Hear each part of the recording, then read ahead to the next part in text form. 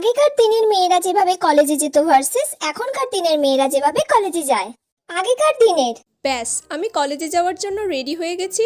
আজকে তো আবার নীতিক্ষা ম্যামের ক্লাস আছে, জানি না কি হবে। একবার পড়াটা ভালো করে দেখে নিই, মনে হচ্ছে তো সব পারবো।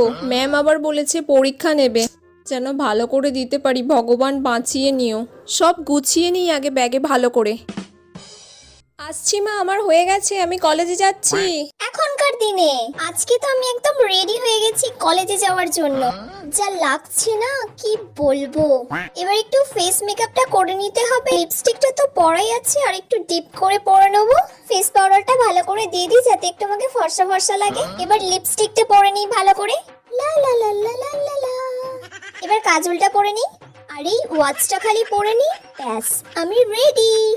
কলেজে গিয়ে একটু রিলস বানাতে হবে, কয়েকটা ফটোশুট করতে হবে। এবার এই ব্যাগটা নিয়ে নিয়েছি, খুব সুন্দর লাগছে।